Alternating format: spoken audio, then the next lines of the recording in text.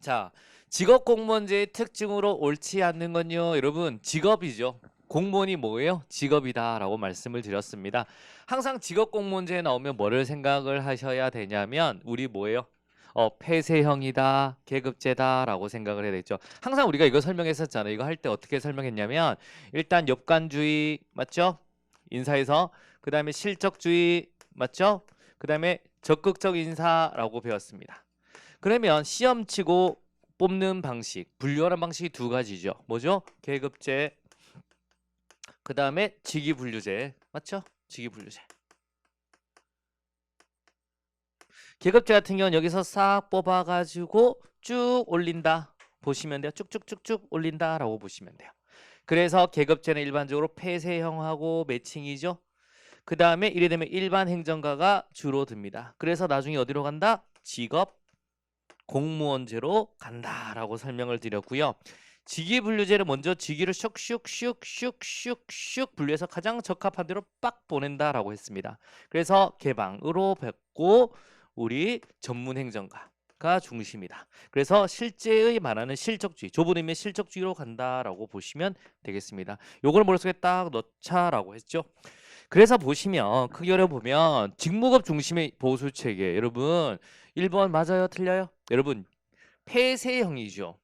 맞죠? 그 다음에 일반 행정가죠. 그러면 여기서 뽑아가지고 생활급으로 연공급 생활급 그러니까 생활급으로 쭉 올린다라고 보셔야죠. 직무급은 얘잖아요. 크게 이런 흐름으로 보시면 돼요. 그러니까 평생 공부를 하니까 쭉쭉쭉쭉쭉 올라갈 수 있는 능력 발전의 기회도 부여해야 되는 거고 폐쇄형이고 신분 보장해줘야 되잖아요. 이게 바로 직업공무원제다. 정답 몇 번? 1번이 되겠습니다. 그러니까 직무급이냐 생활급이냐를 잘 머릿속에 비교하시면 되는 거고요. 그래 직업공무원제의 특징으로 옳지 않는 것 이렇게 보시면 돼요. 그래서 항상 인사 파트로 한번 딱 엽관과 실적의 비교 계급하고 직위분류제의 비교되죠. 얘랑 흐름 빡 이렇게 머릿속에 한번 잡아주시면 큰 문제는 없다라는 겁니다. 교수님들이 출제를 요즘에 인사혁신처 내는 들어가서 내는 선생님들이 그렇게 교수님들이 나이가 많은 교수님들이 아니에요. 문제를 잘 내. 흐름으로 잘 내십니다. 그래서 크게 어디서 어디가 키가 되는지를 잘 냅니다. 그러니까 택도 없는 문제는 내시지는 않는다고. 그 정도 보시면 돼요. 정답 1번 되겠고요. 2번입니다. 이거 정책의 유형 중에서 정책 목표에 의해 일반 국민의 인적 물적 자원을 부담시키는 정책입니다. 여러분 우리는 추출 정책이죠. 군대 가는 그림을 제가 보여드렸습니다. 집 떠나와 가는 모습. 그래서 국민에게 인적 물적 자원을 부담시킨다. 정답 몇 번? 추출 정답입니다. 알상추라고 했습니다. 그래서 조세 아니면 우리 군대 가는 거 징병 이런 걸 설명을 드렸고요. 뭐 구성 정책은 설치하라 공수처 뭐 이런 거 설명한 적 있고 분배는 나눠주는 거 그다음에 상징은요 올림픽 뭐 이런 거 머릿속에 딱 보시면 정답 크게 어렵지 않게 정답 1번 하실 수 있을 겁니다. 자 3번 되겠습니다. 이건 뭐 틀리면 안 되죠. 이걸 맨날 했죠 여러분. 자, 삼각형을 그렸죠. 한명하게 부여할 수 있는 게 뭐다? 직위다. 맞죠? 한 사람의 공무원에게 부여할 수 있는 직무와 책임을 의미한다. 직급은 뭐예요? 자, 종류도 같고 책임도도 같은 직위의 군을 직급이라 그러잖아요. 그래서 종류도 유사하고 곤란도 책임도도 유사한 직위의 군. 그래서 이건 틀린 거죠. 이해하셨습니까? 그 다음에 이제 종류는 다르나 책임도 곤란도가 유사하다라고 하면 등급이다라고 해야 되는 거고 맞죠? 그 다음에 우리 종류는 유사하나 책임도 곤란도 다른 직급의 군을 뭐라고 한다? 직렬이다라고 했고 세부적으로 하나 업무가 같다라고 하는 게 직류죠. 자, 동일 직렬 내에서 담당 분야가 동일한 직무의 군 맞는 말 직무 등급 만든 말. 그래서 요거는 전체는 직군이다라고 했는 것. 정답은 2번 되겠습니다. 이것도 여러분 저희 법령 특강할 때 그냥 직무 등급도 외우라 그랬습니다. 이거는 정이니까 탁탁탁탁 암기를 하고 들어가자라고 말씀을 드렸습니다. 왜 그 내용은 개정된 내용도 아니고 아닌데 내느냐? 나오니까 정이니까 딱 그 용어 자체로 나오니까 용어를 알아두셔야 돼요. 정보원 평가법도 왜 2단원의 주요 법령으로 첫 번째 딱 우리 나눠줄 때 두 번째 페이지에 넣었냐면 개정된 것도 아무것도 아니지만 중요하니까 1단원에서 이거 중요하고 2단원 딱 중요하니까 중요한 것도 한번 해셔야 되니까 그렇게 보는 거나 안 보는 거나 시험장 들어가면 생각보다 차이가 큽니다. 한번 눈에 싹싹싹싹싹 아 이런 내용이다.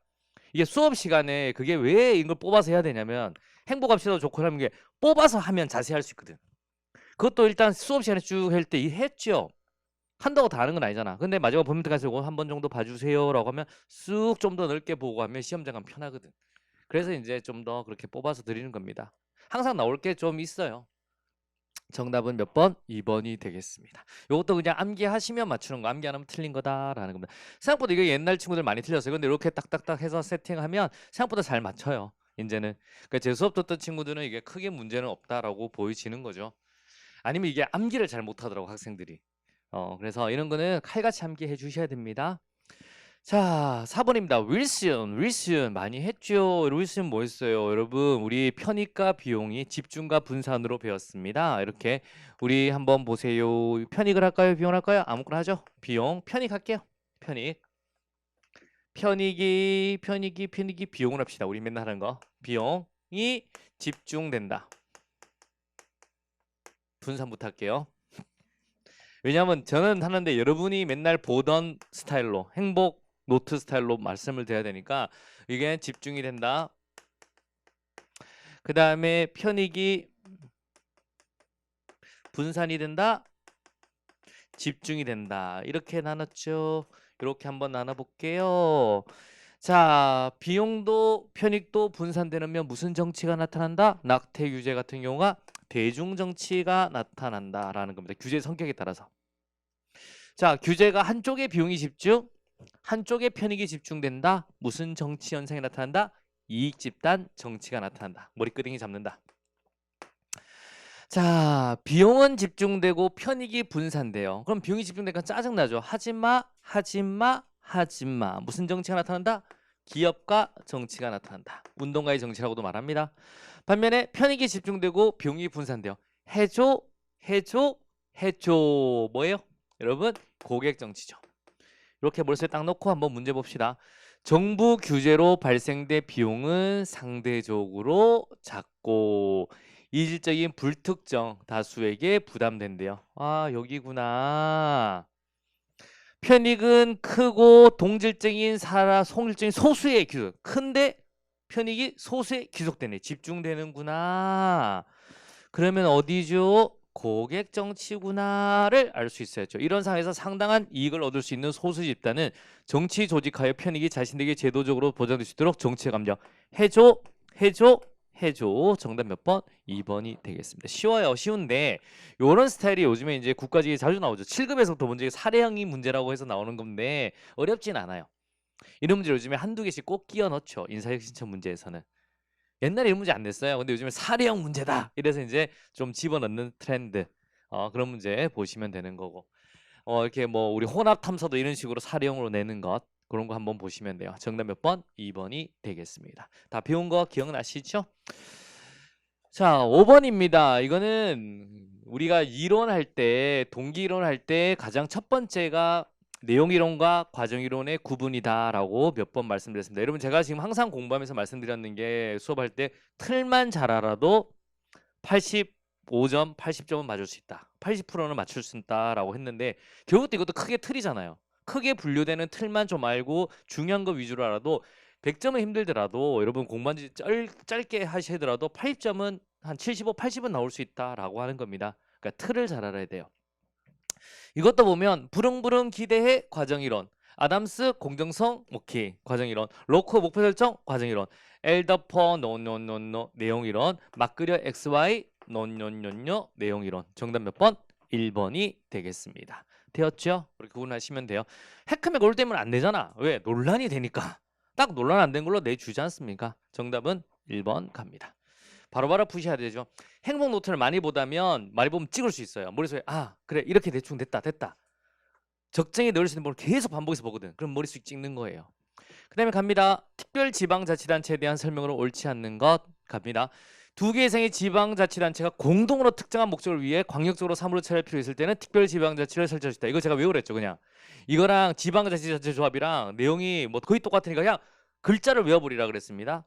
두 개 이상 공동으로 특정 오케이 공광 오케이 맞네. 그리고 탁 넘어가는 거예요. 그 다음에 보통의 지방자치단체한테 법인격을 갖는다. 맞습니다. 제가 두 개 다 법인이다 라고 했죠. 소송할 수 있다라고 보시면 되고 이 내용도 나왔습니다. 특별지방자치단체 의회는 규약으로 정하는 바에 따라 구성지방자치단체 의회 의원을 구성한다. 맞습니다. 요 세 개를 제가 법명특강에서 말씀을 드렸고 4번을 말씀을 드리지는 않았습니다. 바로 그 밑에 있는 조항이라서. 그렇지만 세 개를 봤으면 정답은 4번을 할 수 있는 거예요. 그러니까 법령특강은 어떤 분이 이렇게 하다고 다시 해서 완전 꼼꼼하게 계속 해주시면 안 되느냐라고 했는데 저는 그랬거든요. 법령특강은 그 정도 느슨하게 맞추면 최고다. 이게 사람이 효율성을 투입 대비 산출을 생각을 해야 되는데 법령특강은 느슨하게 맞출 수 있으면 돼요. 그래 요 세 개는 알고 하나가 모르는데 맞출 수 있어야 돼. 그러면서 남아요. 왜냐면 모든 법령을 자세히 볼 수는 없거든. 근데 나올 만한 거를 적정히 나오는 선지 보고 딱 맞출 수 있으면 돼요. 저는 그렇게 생각합니다. 항상 이 법령특강을 만들 때 제일 고민되는 게 딱 선이에요. 선. 어느 정도 선까지 여러분한테 전달할까? 한 10시간 해서 지방자치론처럼 한 20시간 하지 왜? 그거 맞추면 무슨 의미가 있는데? 그게 의미가 있는 건 아니거든요. 딱 2-3시간 안에서 승부 보는 거죠. 그래서 이거 같은 경우도 지금 1번, 2번, 3번. 자, 4번 보세요. 구성지방자치단체장은 지방자치법상 겸임 제한 규정에 의한 특별지방자치단체장을 겸할 수 없다. 있습니다. 있다고 명시가 되어 있거든요. 그래서 틀린 거고. 그리고 우리 특별지방자치단체 어떻게 또 뽑는지 알았으니까 1번, 2번, 3번 보면 맞네. 4번 딱 찍으시면 별 문제 없다라는 겁니다. 이렇게 보시면 되겠습니다. 왜냐하면 특별지방자치단체인 게 구체적인 내용을 요번에 명시가 된 거예요. 그 전까지는 특별지방자치단체를 설치할 수 있다. 그리고 지방자치단체 조합만 있다고 말씀드렸잖아. 요번에 특별지방자치단체에 대한 구체적인 내용이 들어가 버렸다고. 그래서 낸 거예요. 그러니까 항상 지방자치를 법령으로 낼 때는 이유가 있어. 작년에도 그렇고 올해도 있고. 그래서 이제 여러분들한테 구분을 하셔야 됩니다. 라고 말씀을 드린 거고. 저는 이거 7급에서 나올 생각이 좀 더 많다고 봤거든. 그래서 그러니까 이게 이렇게 나오면 9급 나요. 근데 뭐냐면 이게 지방자치단체와 특별지방자치를 비교해서 내버리면 그거는 7급 문제가 되는 겁니다. 사실 7급에서 내면 깔끔하고 애들 머리 쥐뜯고 괜찮을 것 같던데 라고 생각을 했었지. 솔직히 저는 7급에서 좀 더 그러니까 넣긴 넣었는데 7급에서 좀 더 나오는 게 좀 더 세련되지 않나. 근데 이렇게 하나로 내면 우리 9급에서 냈지만 두 개 비교하는 건 7급에서 내면 세련되죠. 문제가. 자, 7번입니다. 나카무라 스모리드 고지협재가 맞죠? 갑돌아 맨날 그래 설명했죠. 자, 한번 봐봐요. 옳지 않나요? 고전적 기술자형은 이거죠. 갑돌아 쌀 100살 가지고 을돌이 병돌이랑 가지고 포구까지 걸어가서 포구에서 가서 이파스트에 갖다 주어라 이렇게 배웠잖아요.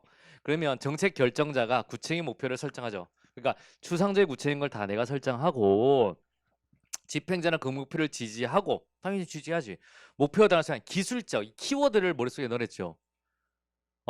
기술적 맞죠? 재량이 없잖아요. 얘들은 행정적 재량이 아니잖아요. 여러분 아시겠습니까?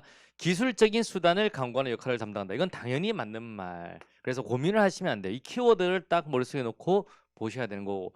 그 다음에 우리가 고지잖아요. 지시적 위인관 갑돌아 채비를 꾸려서 맞죠? 네가 쌀백석을 갖다 주어라 라고 말을 하잖아요. 그럼 얘 마님이라고 하잖아. 그러면 을돌이로 갈지 병돌이로 갈지 정해야 되는 거예요. 행정적 재량까지 주니까. 그래서 야 어떻게 할래? 물어봐야 되는 거죠. 너 나랑 갈래 안 갈래? 그렇게 해야 되는 거예요. 그리고 결정되면 갖다 주는 건데 4번부터 봐요. 지시적 위임형은 정책 결정과 구체적인 목표와 수단을 설정하며 여러분 이거 왜 틀렸냐면 지시적 위임가면 제가 뭐예요? 갑돌아 네가 채비를 꾸려서 쌀 100설 갖다 주어라. 구체적 목표는 제가 설정하죠. 맞죠? 그 다음에 이제 우리 집행자한테 정책 집행자는 결정자의 지시와 위임을 받아 정책 대상 집단과 협상하는 게 아니라 자기 집행자들 사이에 이제 협상을 하는 겁니다. 협의를 하는 거예요. 너 나랑 갈래? 안 갈래? 그럼 가면 말 타고 갈래? 어떻게 걸어갈래? 그렇게 협의를 해서 집행을 하는 거예요. 그래서 여기서 틀린 게 뭐냐면 지시적 위임형은 정책 결정자 구체의 목표를 설정해요. 수단까지 설정하진 않습니다. 아시겠습니까? 맞죠? 제가 그랬죠. 야, 쌀 갑돌아 채비를 꾸려서 쌀백설을 갖다 주어라까지만 하잖아. 그러면 이제 얘가 이제 을돌이랑 병돌이랑 협의를 해야 돼요. 너랑 나랑 갈래? 어떻게 할래? 걸어서 갈래? 뭐라 갈래? 그러고 이제 가야 되는 거지. 그래서 여기서 보면 정책 결정자의 지시와 위임을 받아 정책 대상 집단과 협상하는 게 아니라 집행자들 사이에 협상을 합니다. 갑돌이, 을돌이, 병돌이가. 그러고 이제 가는 거예요. 그래서 정답은 4번이 틀린 거예요. 아시겠습니까? 이거는 틀리면 안 되는 문제예요. 이게 꽤 나오는 선지들이고요. 이 선지 자체는 교수가 만든 선지는 아닙니다. 원래 있는 딱 논문에 있는 딱 그걸 가지고 그대로 세팅 찾는 문제이기 때문에 이거는 논란되면 안 돼요.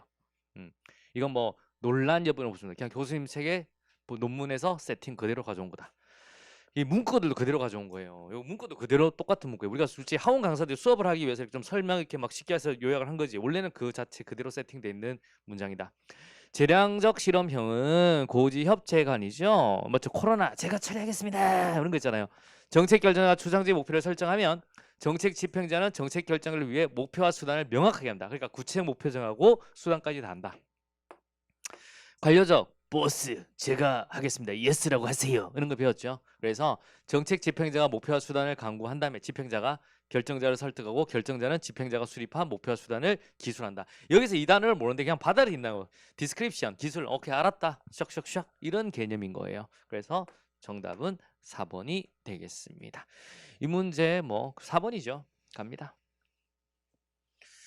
자, MBO입니다. 차 몇 대 팔래라고 말씀드렸습니다. 너 몇 대 팔 수 있니? 10대요, 10대요? 오케이, 이번 때 10대 팔아라 라고 했습니다. 그럼 부하 상사의 참여를 통해 목표를 설정한다. 맞습니다. 그래서 나중에 다면 평정제의 기본이 되는 거죠.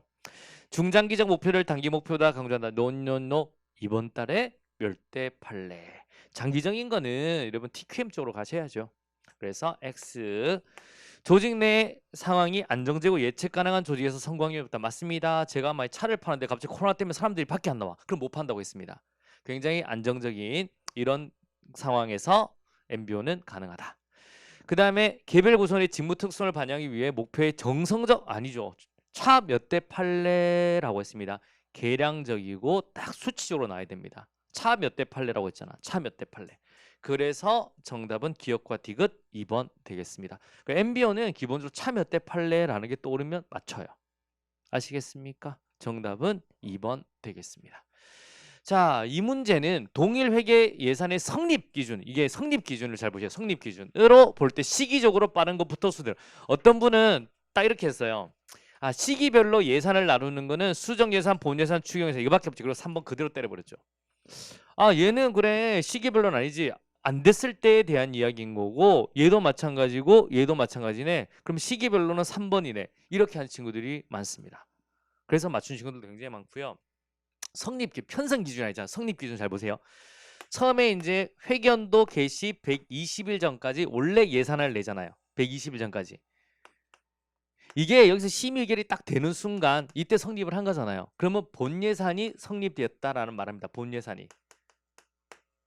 그러니까 원래 120까지 냈는 이 예산안이 성립되면 본 예산이 성립됐다라고 말을 한다고. 심의 의결되면.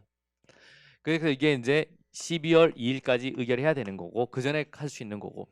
그런데 요 사이에 냈는데 문제가 딱 발생해서 변경된 예산을 수정 예산이죠. 여기서 통과돼 버리면 수정 예산안이 통과됐다는 말을 쓰잖아요. 그럼 성립은 얘가 먼저 된다고. 왜냐하면 요 원래 예산 내서 본회의 딱 결산 의결되면 본 예산 통과됐다는데 요 사이에 수정 예산이 바뀐 다음에 통과돼 버리잖아요. 일반적으로. 그 다음에 의결이 끝나고 나서 만들어진 사유로 내서 예산이 만들어진 이걸 추가 경정 예산입니다. 그래서 수정 예산, 본 예산, 추가 경정 예산으로 성립이 된다고 보는 거예요. 정답 몇 번? 3번 되겠습니다. 아시겠습니까? 성립 기준 이렇게 머릿속에 딱 넣어두시면 돼요. 그러니까 이게 1월 1일까지 의결이 안 되면 이때부터는 우리나라는 준예산한다라고 보시면 돼요. 이때는 무슨 예산? 준예산한다. 이렇게 머릿속에 딱 넣어두시면 돼요. 정답은 3번 되겠습니다. 갑니다. 자, 가나다라의 행정이론이 등장한 시기를 순서대로 바르게 나열한 것은 제가 이거 시기별로 잘 한번 해드렸는데 한번 볼게요. 자, 정부와 공공부문에 참여하는 다양한 참여자들의 네트워크 중시한다. 네트워크 조정자 입장이다. 뭐예요? 뉴 가버넌스에 대한 이야기죠. 몇 년도예요? 90년도에 대한 이야기입니다. 결국에는 미국 행정의 지적 위기, 인간을 이기적 합리적 존재로 전개하고 공공재의 공급이 서비스 기관과 경쟁. 뭐예요? 공공선택론, 오스트롬 부부. 오스트롬이 뭐라고 했습니까? 왜 정부 실패가 나타난다? 정부가 독점이라서. 그럼 어떻게 한다? 경쟁과 중첩을 통해서 수요자 중심으로 바꾼다. 이렇게 이제 나오는 거죠. 이건 누구예요? 오스트롬, 공공선택론.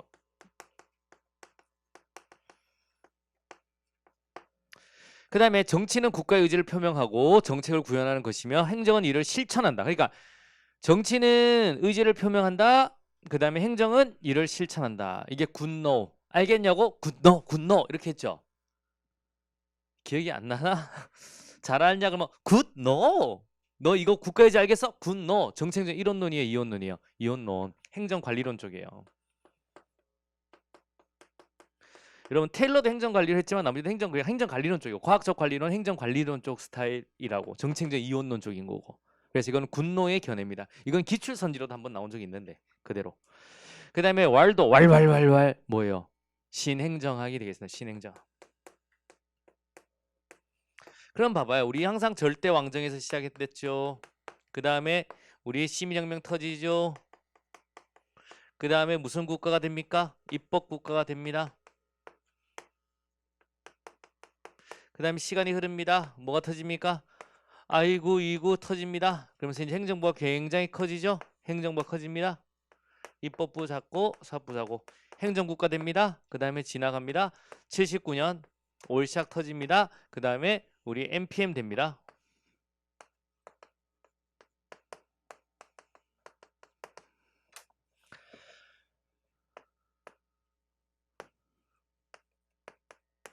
그 다음에 뭡니까? 뉴 가버넌스 갑니다. 그 다음에 신공공서비스 NPS로 갑니다. 오케이? 요거 흐름 아시죠? 그럼 잘 봐요. 제일 먼저 우리 여기서 나오는 게 뭐가 나오냐면 제일 먼저 행정관리는 어디서 나와요? 과학적 관리론, 행정관리론 요때 나오는 거죠. 오케이? 요때 삼각형 만들고 이때 행정원 관리다. 과학적 관리론, 행정관리론 요때 나옵니다. 요때 나오는 게 기본적으로 다죠. 이해하셨습니까? 그러면 40년대 결국에는 뭐나요? 과학적 관리론, 인간 관계론, 그 다음에 행태론이 나오죠. 행태론이 나옵니다. 행태론 나와서 쭉 시간 지나가죠. 그러다가 이제 점점 60년대 말 70년대 미국에서 문제가 생깁니다. 행태론에서는 1등이지만 미국에서 문제가 생기죠. 70년대. 그래서 누가 나오냐면 누가 나요? 신행정학이 나오기 시작합니다. 왈도가 왈왈왈 제가 쩐주라 그랬죠? 왈도가 돈 될 테니까 니들이 한번 이 문제 해결해봐라. 이런 식으로 보시면 되고요. 그 다음에 지나갑니다. 요때 정부 실패의 현상을 경제학으로 논문을 썼다 그랬죠. 교수님들이. 그런 게 뭐냐면 공공 선택론이 됩니다. 공공 선택론. 아시겠습니까? 그래서 나중에 NPM에 우리 이론적 기반이 됐다라고 했는 거고요. 그 다음에 이제 우리 여기서 NPM 나오는 거고 그 다음에 뉴 가버넌스가 나오는 거예요. 그 다음에 이제 봉사기 NPS가 나옵니다. 그래서 보시면 머릿속에 딱 나오면 일단은 제일 먼저 다가 먼저였고 그 다음에 우리 라가 나오는 거죠. 랄랄랄라. 그 다음에 나가 나오는 거고 가가 나와야 되는 거예요. 정답 몇 번? 2번이 돼야 되겠습니다. 그래서 항상 이론적 흐름을 계속 중시해야 되는 겁니다. 계속 이렇게 머릿속에 딱 넣어두셔야 돼요. 그래서 맨날 설명드렸는데 이런 문제는 좋은 문제, 나쁜 문제가 아니라 좋은 문제, 흐름을 어느 정도 알아야 되는 문제. 좀 쉬운 문제, 흐름만 알면 쉽고 아니면 조금 어렵고. 그렇죠. 갑니다. 11번입니다. 예산의 신축성 유지. 여러분 이거는 맨날 나오죠. 배정, 재배정은 통제. 맞죠? 나머지는 신축성. 정답 몇 번? 3번이 되겠습니다. 이거 틀리시면 안 돼요. 이거는 뭐 기출선지로도 워낙 많이 나왔고 배정, 재배정은 통제다 라고 나왔던 문제. 자, 정부 간의 변천에 대한 설명으로 옳지 않는 것은요. 갑니다. 19세기 괜히 졌다. 자유주의 국가, 야경 국가, 소국 국가. 맞죠? 아담 스미스 딩동댕동. 아이고 이구 유의 케인즈, 루스벨트 벨트를 확 풀어버렸죠. 아시겠습니까? 뉴딜 정책, 큰 정부를 강조했다. 딩동댕동 맞습니다. 그리고 1979년 정부 실패 후에 영국의 대처리즘, 미국의 레거나믹스 작은 정부, 작지만 강한 정부 맞습니다. 딩동댕동. 하이엑 맞죠? 자유죠. 신자유론자죠. 그래서 노예의 길에서 시장 실패를 아니죠. 여러분 얘는 정부 실패를 비판했습니다. 작은 정부를 강조해서. 그래서 기획을 싫어하잖아. 얘는 기획은 노예의 길이다라고 했습니다. 반면에 아니 기획도 괜찮은데 파인 땡큐 엔주 죄송합니다. 파이너는 괜찮다. 이렇게 그때 비교했던 문제. 하이엑 요거는 하이엑으로도 선지 알아두셔야 되죠. 신자유론자. 정답은 4번이 되겠습니다. 갑니다. 문제 깔끔해요. 근데 요번에 이제 점점 시험 쳐보니까 느낌이 오시죠. 필수들이 요번에 생각보다 난이도가 낮죠. 그게 흐름이에요. 결국에는 행정법 행정하기 어려워진다니까. 어렵습니다. 그러니까 결국 당락은 행정법 행정인 거야. 옛날에 영어였죠. 근데 이제 그렇지 영어도 물론 어렵겠지만 이제 약간 바뀌어요. 한국사는 이제 별로 의미 없는 거고 항공사는 공부 좀 하면 이제 요즘 의미 없게 나. 그게 옛날 그때 한번 국감에서 문제된 이후로는 계속 그래 나오잖아요. 7급도 마찬가지입니다. 그러면 이제 결정 난 거예요. 그렇게 간다. 계속 그래 나오니까. 국어야 항상 수능처럼 나오니까 요즘 뭐 문제가 있는데 그냥 맞추시면 돼요. 근데 이제 행정법 행정학이 이제 약간 이제 문제가 되는 거지 결국에는 이제 나중에는 올해 같은 경우는 딱 학생들이 느낌이 뭐냐면 아무리 그래도 체감을 못했습니다. 이게 행정법 행정학이 결국 내 발목을 잡느냐 안 잡느냐. 왜? 그전까지 선택이었거든. 아무리 이게 중요해졌대도 느낌 못 받았다고. 결국에는 행정법 행정학이 여러분의 발목을 잡습니다. 이거면 쉽게 맞춘 친구도 있지만 이거 공부 얼마나 한 친구들은 아무리 쟤는 쉽다는데 나는 어려웠거든. 그게 머리에 틀이 안 잡혀서 그래요. 이게 반복과 숙달이 요 정도 되는데 양이 많잖아요. 흐름을 잡으려면 팍팍 해야 되는데 그게 안 되는 친구들은 이게 점수가 안 나와버려요. 나무 쉽다는데 난 어렵거든. 행정법도 마찬가지고 행정학도 마찬가지예요. 결국에는 나중에 시험의 당락은 원래 지방직도 마찬가지고 행정법 행정인 거예요. 이제는. 왜? 필수들이 평양에 나버리고 선택 과목들이 이제 선택 과목이 아닌 전문 과목이 되면서 난이도가 어려운 게 아니에요. 양이 많고 문제들은 봐봐요. 문제도 괜찮다니까. 근데 신경 써서 내고 체감으로 하기 체감 난이도가 높아진 거지. 그러니까 왜? 딴 친구들이 다 좀 열심히 하니까. 옛날에는 80 맞아도 되거든. 솔직히 필수라는 80 맞아도 돼요. 조형점수 하면 큰 차이 안 났기 때문에. 이제는 다른 거야. 이제는 데미지가 엄청납니다. 영어 문제 이거 똑같은데 뭐. 그래서 행정법 행정학을 생각보다 깔끔하게 잘 정리하셔야 됩니다.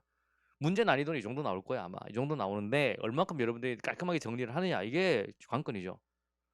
필수 해야죠. 열심히 해야 되는데 국어 영어 한국사 해야 되는데 그것들은 당락을 그렇게 미친 듯이 좌우하진 않을 겁니다. 여러분 솔직히.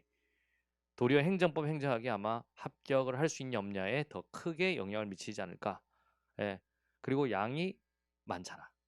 못한 애들은 그냥 못해요. 여러분. 이건 기본적으로 틀 안 잡히면. 행정법도 여러분 뭐 어렵다 하지만 틀 잡힌 애들은 잘 풀어요.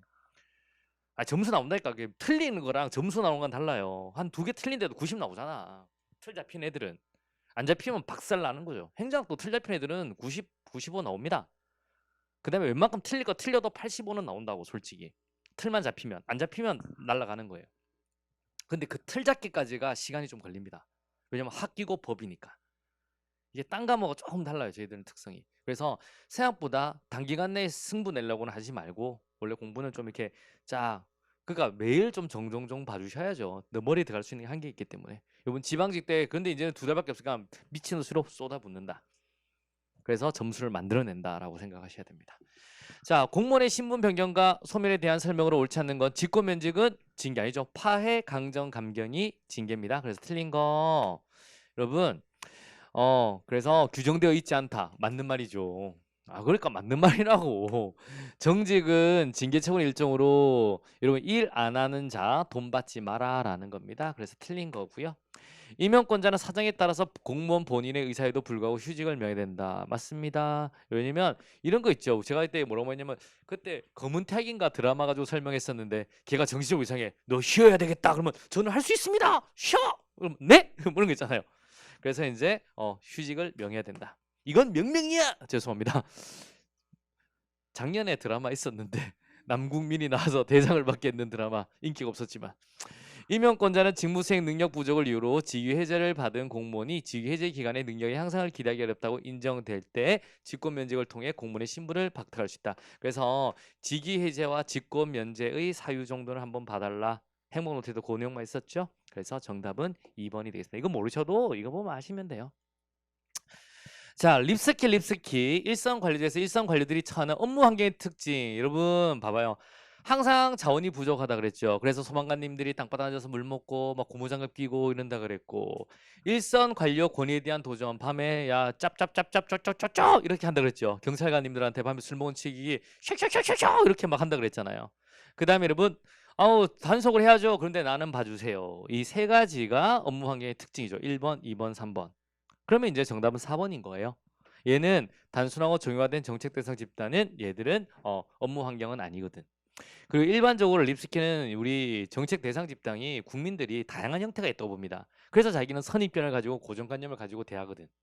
아시겠습니까? 정답은 몇 번? 4번 되겠습니다. 갑니다. 의사결정 모형에 대한 설명으로 옳지 않은 것은요. 최종 모형은 제가 직관이죠. 딱 여러분 뚜루루루루 우유사로랍니다. 딱 가가지고 제일 뒤에부터 딱 꺼내는 거예요. 왜? 일반적으로 제일 뒤에 유통기한 긴 게 있거든. 그렇게 설명을 드렸습니다. 정책결정자의 합리성뿐만 아니라 직관, 판단, 통찰 등 같은 초합리성을 아울러 고려한다. 딩동댕동 맞습니다.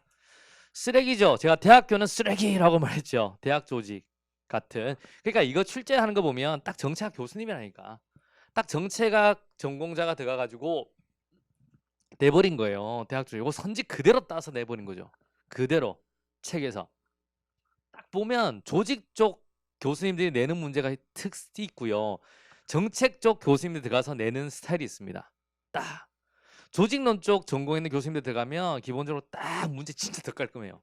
깔끔합니다. 조직론 전공했는 교수님들이 깔끔하거든. 딱 문제 보면 깔끔하다. 아, 그런데 그쪽에 약간 힘을 실는 거고 이 정책론 쪽은 이쪽 보면 딱 낼 때 보면 아 선지를 그대로 따는구나 이렇게 딱 느낌이 오는 거죠. 그 대충 딱 느낌 와요. 예, 아 이렇게 냈구나. 지방자치 쪽 교수님들은 잘 안 들어가죠. 들어가면 이제 갑자기 아 그렇다. 몇 사람이 없어요. 들어갈 수 있는 사람이 몇 사람이 안 된다니까. 그래 잘 안 들어가죠.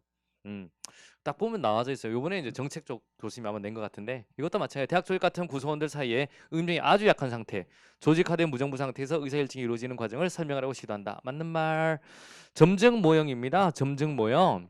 실제 정책의 결정이 점증적인 방식으로 이루어질 뿐 아니라 정책을 점증적으로 결정하는 것이 바람직하다. 맞죠, 여러분? 엄마 상보다 좀 더 큰 것. 용돈 얼마 받니? 30만 원? 33만 원? 이렇게 결정한다. 회사죠. 회사. 조직의 불확실한 환경을 회피하고 조직 내 갈등을 극복하기 위해서 여러분 장기적인 전략과 기획이 중요하댔어요. 단기적인 걸 강조했어요. 그래. 바로 급급하고 단기적인 목표를 강조한다라고 말했습니다. 오늘을 산다라고 했잖아. 정답 몇 번? 4번이 되겠습니다. 되었죠? 이것도 보면 아하 쉽죠? 사과 사는 걸로 설명하면 되니까 정답은 4번 되겠습니다. 16번 공무원의 정치적 중립의 정당화 근거로 옳지 않은 것. 정치적 중립 맞죠? 갑니다. 그래서 우리가 이거 어떻게 설명을 하냐면 실적주의는 반드시 정치적 중립이 반드시 베이스가 있어야 되는 거고요. 직업 공무원제는 필수는 아니다. 그러면서 나중에 정치적 중립도 내용을 이제 통제가면서 또 배우는 건데 인사 파트에서 배우는 건데 당연하죠. 역관주의를 폐해를 극복하고 행정의 안정성과 전문성을 제고할 수 있다. 맞죠? 그래서 정치적 중립 역관주의 폐해 실적주의 나오면서 시험 치고 뽑는다 할 때 실적주의가 그러잖아요. 정치적 중립을 기본으로 하고 시험 쳐서 뽑겠습니다. 그게 실적주의니까 맞는 말 되겠습니다. 자, 정치적 중립이 있어야지만 공무원은 국민 전체의 이익을 위해 공평무사하게 봉사할 수 있는 거죠. 맞습니다. 정치적 기본권을 강화 아니죠. 이게 문제점이죠. 정치적 중립을 너무 강조하면 공무원이 국민으로서의 한 명의 개인으로서의 국민으로서의 권리를 포기해야 되잖아요. 참정권 이런 게 제한될 수 있잖아요. 그래서 공무원의 정치적 기본권이 약화될 우려가 있는 거예요. 그래서 3번이 틀렸다라고 보시면 돼요. 그 다음에 공명선거를 통해 민주적 기본질서를 제고했다. 왜냐면 이쪽 편도 저쪽 편도 아니니까 공명선거를 통해 민주적 기본질서를 제고할 수 있다. 정답은 몇 번? 3번이 되겠습니다. 자, 17번 되겠습니다. 지방교부세죠. 엄마가 저한테 문다 그랬죠? 아들아 돌아가나? 안 돌아가면 나한테는 돈 주고 형한테는 돈 안 준다 라고 했죠. 요번에 엄마가 또 어제 전화 왔어요. 아들아 돌아가나? 저 요즘 막 신경질을 너무 내니까 요즘 제가 좀 신경질 많이 내거든. 엄마처럼 예 막 내니까 그렇죠. 요즘 제가 막 예민해져 가지고 요즘에 막 책 만들고 막 한다고 여러분 또 막 수업 준비해도 엄청 예민해서 엄마가 자꾸 전화 오면 저 고3보다 더 많이 전화 와요. 하루에 한 번씩 꼭 전화 막 오는데 막 짜증이 막 나기 시작해가지고 근데 짜증 풀 수 있는 데가 여러분한테 못 풀잖아요. 나보다 더 짜증 나 있으니까. 그러니까 항상 엄마한테 아빠한테는 안 그래. 아버지한테 네 그런데 엄마한테는 엄마 알아서 할게요. 왜 막 이렇게 말을 하거든요. 그래 끝나고 너무 미안하지. 예. 어제는 그랬어요. 어제는 엄마 요즘 내가 너무 민감하니까 너무 기분 상하지 마세요. 그러니까 막 아들아 내가 왜 상하노? 안 상한다. 벌써 상했구만. 여러분도 그렇죠. 한 번씩 이렇게 힘들다 보면 엄마한테는 갑자기 말이 팍 나올 수 있잖아. 알아서 한다고 막 이렇게 하잖아요. 맞죠? 아버지한테는 그렇게 잘하지 않습니다. 맞으니까. 그런데 삐지면 아버지가 더 오래 삐져요. 엄마한테는 좀 푸시는데 그래서 요즘 엄마한테도 좀 막 어머니한테 막 그랬는데 어렵습니다. 맨날 막 돌아가나 그러면 돌아간다 그러면 된다 그러고 안 돌아가면 이제 엄마가 돈 좀 줄게라고 합니다. 이번에 이제 아빠 생일인데 형하고 저하고 선물 사주기로 했는데 엄마도 그러더라고. 그거 사면 형한테 말하지 마라. 엄마가 그 돈은 네 따라줄게.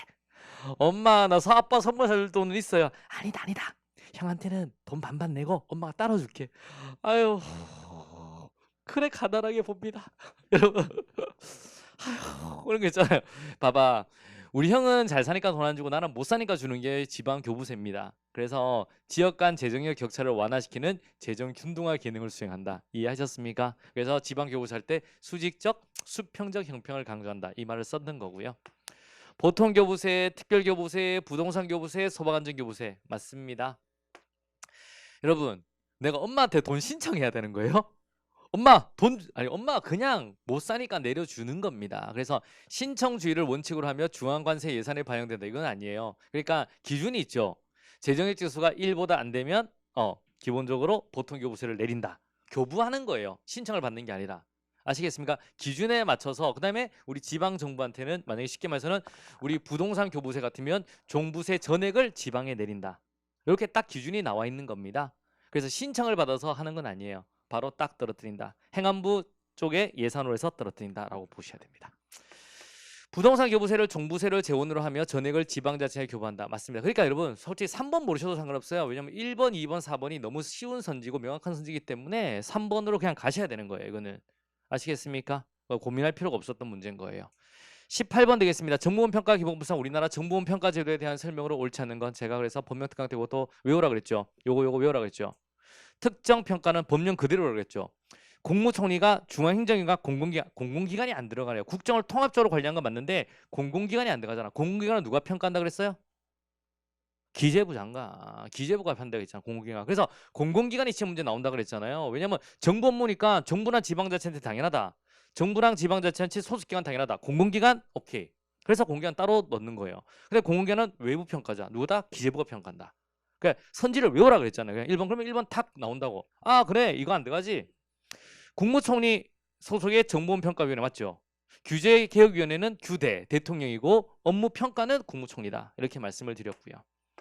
자, 지방자치단체의 자체평가에 있어서 행안부 장관이 평가 관련 사항에 대해서 지방자치단체를 지원할 수 있다. 할 수 있겠죠. 왜냐하면 지방자치단체를 행안부 장관이 관리하니까 법령에는 나와 있습니다. 자체평가는 중앙행정기관 또는 지방자치단체가 소관 정책 등을 스스로 평가한다. 역시 머릿속에 넣어라. 법령 특강할 때 넣어줬습니다.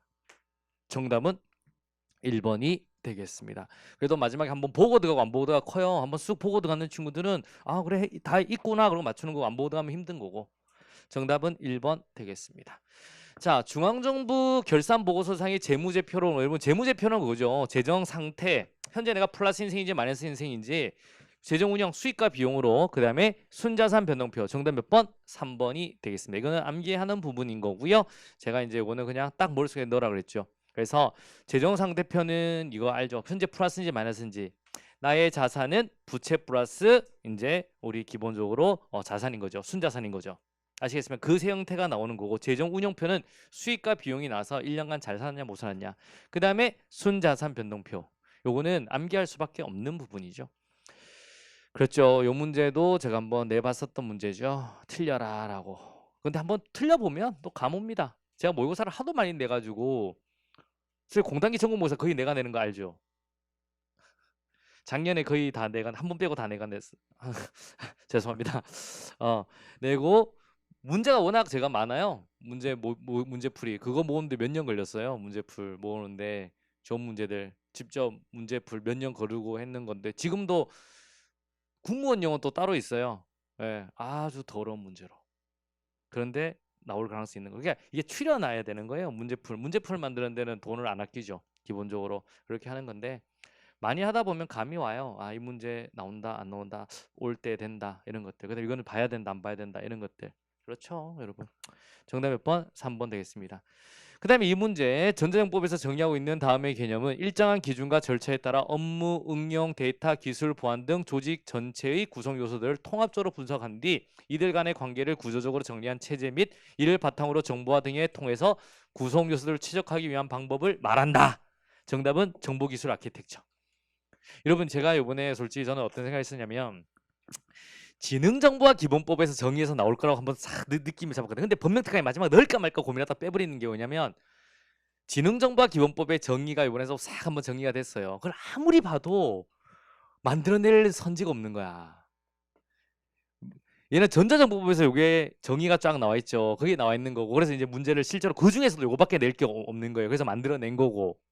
요번에 이제 지능정보화 기본법이 또 바뀌었잖아요. 이게 국가정보에서 바뀌었는데 그 정의가 나와요. 그걸 계속 봤는데 그거는 문제로 세팅할 만한 선지가 없던 거예요. 그래서 여러분 마지막 법률특강에서 싹 빼가지고 안 해버린 거고 그냥 바뀌었습니다 정도만 했는 거고 나오면 정에서 또 나오거든. 그걸 한차를 봤어요.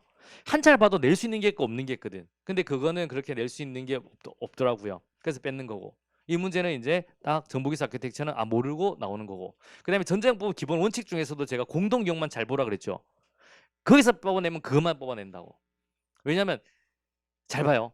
일반적이지 생각했을 때 못 맞추는 걸 찾아야 돼요. 공동이용은 우리끼리 국민하고 공동이용 이런 느낌 아니죠. 지들끼리 공동이용 한다는 개념이거든. 그러니까 그런 걸 짜봐내야 돼요. 그런 거를. 그래서 이 문제도 한번 풀어보신 분들은 저희 메모사 풀어보신 분들은 그냥 2번 아무 생각 없이 합니다. 2번. 그냥 똑같으니까 2번. 안 풀어본 분은 이제 약간 생각을 해야 되겠죠. 긴가민가해지는 거지. 자, 이렇게 해서 20번까지 한번 해봤는데요. 여러분 저희 카페에 이제 일단은 저희들 해설지 올려놨고요. 이제 나머지 내용도 올렸고 딱 9까지 치고 나서 하루에 100명이 훨씬 넘게 들어온 것 같던데요. 예, 수험생들이 다라락 들어와서 새로 가입하고 하는 친구들이 딱 카운팅 딱 시험 치고 하루 안 되게 100명이 넘게 늘었는 것 같아요. 여러분 그래서 이게 시험일 칠 때마다 이제 우리 총 많은 친구들이 들어와줘서 정말 고맙고요. 왜냐면 점수가 말을 하거든. 백날 다 필요 없습니다. 점수 잘 넣으면 들어오는 거예요. 그리고 오케이 100% 커버됐다 안 됐다 되면 들어오는 겁니다. 공부했는 양에 비해서 얘가 점수 잘 넣는다 그러면 들어옵니다. 야 몇 점인데 야 그래 누구든데 얘 나와 걔 이상해? 아니 좋아 괜찮아 막을 수 있어? 막아 그러면 들어오는 거예요. 아주 간단합니다. 그리고 기본적으로 책도 출판사가 없다고 선생님 갑자기 다 팔렸습니다. 새로 찍을까요 말까요? 일단 스톱. 노트 같은 거 일단 스톱 있어 보세요 라고 했고 그러니까 뭐냐면 점수가 잘 나야 돼요. 그리고 또 지방지 치고 나면 있잖아요. 생각보다 꽤 또 들어온다. 또 시험 때마다 꽤 많이 들어와요. 그 말은 뭐냐면 점수가 말을 해준다는 거거든. 여러분도 지금 2달 남았는데요. 이 2달 동안 세팅을 잘하잖아. 그러면 점수 나온다니까. 2달 동안 너무 퍼헤치지 마시고 싹 세팅해서 그러니까 이제 강의를 항상 많이 질문 오시는 분들이 이제 어떻게 공부를 해야 되겠냐라고 하는 건데 일단 이론 같은 경우는 벌리지 마. 2배속이나 4배속 하나 잡아가지고 계속 돌려야 돼요. 천천히 계속 돌리고 그게 어느 정도 하면 툭툭 제 농담이나 제 말이 툭 기억날 정도 그냥 음성 지원이 될 정도로 그냥 하루에 뭐라든 그냥 편편하게 들으면 돼. 큰 부담 없이 들으시고 딱 지금 우리 기출을 다 볼 수 있는 시간이 있으면 좋은데 그게 없는 분들 같으면 딱 3개년 있죠. 3개월 주요 기출만 했었잖아. 그것만 계속 반복적으로 일단 돌리고 그 다음에 우리 쉽게 말해서는 지방직 미러링 일단 그 3개 위주로 돌리고 막판에 법령특강 다시 한번 돌리고 근데 마지막에 법령특강 따로 하진 않을 건데 특강할 때 바뀌었는 게 있냐 없냐는 한번 다시 정리를 해드릴 겁니다. 약간 법령특강 약간 해드릴 거고 그 정도에서 계속 돌리는 거예요. 그 다음에 좀 된다. 이제 시간이 좀 나온다. 된다. 그럴 때는 이제 메모사로 들어와서 메모사 해줘. 요번에 메모사 솔직히 ESC 문제 많이 나왔어요. 메모사 1, 2, 3 중에 2에서 특히 요번에 좀 많이 몰아서 나온 거고. 그러니까 있잖아. 좀 몰아서 나온 거고. 1, 2, 3. 그 레벨 정도 했는데 그러니까 레벨 2 정도가 나온다는 거지. 레벨 3은 좀 어려서 좀 안 나오고 레벨 1은 좀 쉽고 그냥 레벨 2 정도가 좀 많이 나왔다라고 보시면 되는 거고. 그런 식으로 해서 여러분 지금부터 중요한 건 뭐냐면 어설피 많이 듣기만 하면 점수가 안 나와요. 계속 똑같은 거 반복 계속 돌리는 거야. 그래서 나오자마자 탁탁 나올도록 돼야 된다니까. 근데 그게 퍼헤쳐서 막 넓은 범위로 가려 그러면 시간이 너무 많이 걸려서 안 돼요. 딱 한정적으로 중요한 거 위주로 계속. 물론 행복합시다는 매일 하셔야 되는 거고. 그러니까 매일 하는데 한 15분, 행복합시다 한 15분 정도, 15분, 20분 걸리니까 매일 하면서 부족한 거는 만약 안 들으신 분 시즌 1, 2를 점심 때, 저녁 때 이거는 여러분이 일상생활에서 노는 거 조금만 줄이면 되는 거예요. 그래서 이제 하루에 몇 건 넣는 거고 매일 몇 건 넣는 거고 그다음에 이제 딱 시간을 째서 근데 그렇다고 행정 확만 할 수는 없잖아요. 그러니까 행복합시다는 이렇게 매일 좀 여러분 줄인 거고 근데 나머지들도 이제 딱 4배속 양 많지 않습니다. 해봤자 20몇 강밖에 안 되는데 뭐 17시간 나와요. 17시간 45분인가 하여튼 몇 시간 안 되더라고. 그거 반복 한 번 돌리면 안 들어옵니다. 여러분이 뭐 한 번 들으면 어떻게 돼. 듣고 좀 한 번 더 듣고 배속으로 듣고 계속 박아 넣는 거예요 여러분. 계속 박아 넣는 거예요 여러분. 아시겠습니까? 그래서 점수를 구현할 수 있도록. 그리고 지방직은 또 제가 또 열심히 한번 살펴볼게요. 어떻게 하면 좀 더 지방직이 좀 더 나올 가능성이 많은가, 새롭게 혹시 빠진 게 있는가. 요즘에 그러니까 딴 선생님이 했는 거를 저도 하면 또 똑같잖아요. 그러니까 딴 선생님들이 혹시나 빠지는 게 있으면 제가 좀 채워넣어서 우리 공부하는 행복이들이 점수를 좀 더 나오게 하는 방법이 어떤 걸까? 저는 또 지방직까지 고민하는 거고, 또 지방직 시험이 끝나면 학생들이 또 평가해 주는 거고. 이제 저도 지금 지방직까지 열심히 하고 있습니다. 이제 책도 만들고 뭐도 하고 열심히 하니까 여러분도 해서 결과가 좋아야 돼요. 점수가. 그러니까 지방직을 위해서 지금 첫 번째 시험만 딱 한번 끝났을 뿐입니다. 좌절할 필요 전혀 없습니다. 특히 초시생들은 공부 안 된 상태로 봤잖아요. 그럼 이제 2달 동안 미치로 해서 튀어나오면 되는 거고요. 제시생, 삼시생 분들 같으면 여러분 이제는 배수진을 쳐야죠. 마지막입니다. 아시겠습니까? 지금부터 2달이 여러분 인생을 결정한다. 공시생활 1년 필요 없다. 지금부터 딱 2달 누가 어금니 깨물고 더 하느냐에 따라서 합격은 정해진다. 지난 시간을 잊자. 딱 2달입니다. 2달 동안 임팩트 있게 돌리는 겁니다. 아시겠습니까? 자, 굉장히 고생하셨고요. 다음에 뵙도록 하겠습니다. 수고하셨습니다.